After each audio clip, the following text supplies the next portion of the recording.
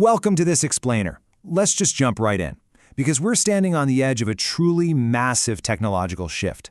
The future problem for organizations, it's not going to be that they can't build enough AI agents, it's actually that they're going to build way too many of them.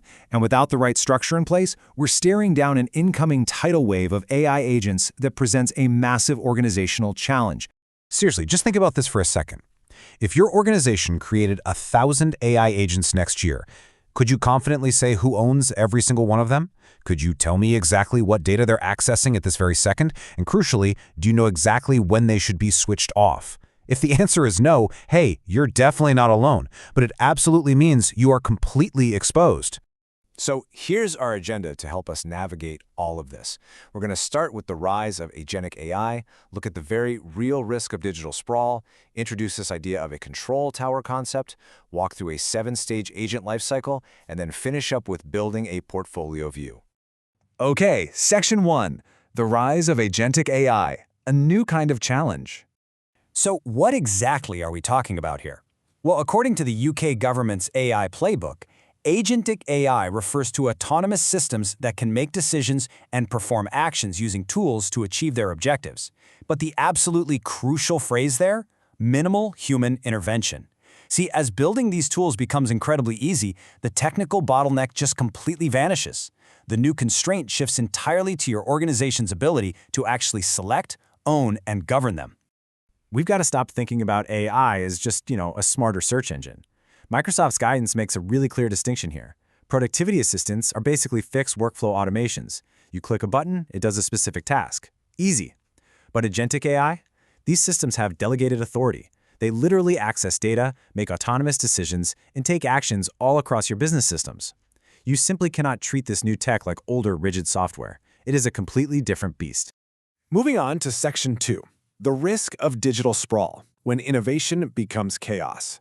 OWASP's 2025 guidance on excessive agency gives us a warning that every single digital leader needs to practically memorize. They state, damaging actions can result from excessive functionality, excessive permissions, or excessive autonomy. If you just let teams build whatever they want, you get digital sprawl. Microsoft's maturity model warns us about this explicitly too. Without strong governance, you're looking at unintended data exposure, wildly inconsistent behavior, completely unclear accountability, and skyrocketing costs. And the crucial point here is that these risks are magnified tenfold in high-trust environments. Take the health and care sectors, like the NHS. They operate under a complex web of regulations from bodies like NICE and the MHRA. Lawful data use, safety, and unwavering public trust are absolutely non-negotiable.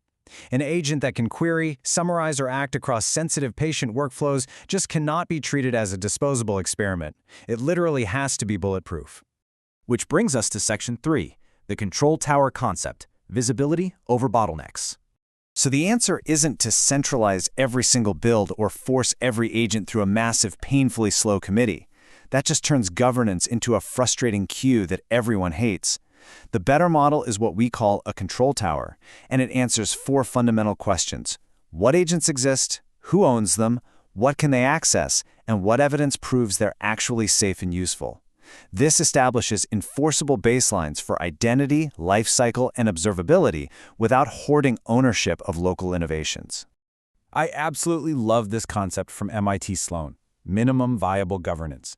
It's defined as the least governance required to manage risk effectively while enabling an organization to sense and seize opportunities. That's the dream, right? The goal of our control tower is governance as an enabler. We want to prevent innovation from becoming invisible or unaffordable, but we absolutely do not want to slow it down. To pull that off, we use this contrasting framework. Centralize the standard, but federate the innovation. Big organizations need to share common controls, things like identity patterns, access rules, logging, and assurance templates. That's your centralized standard. But local teams? They must retain the ability to configure agents around their specific local workflows, terminologies, and real operational service needs.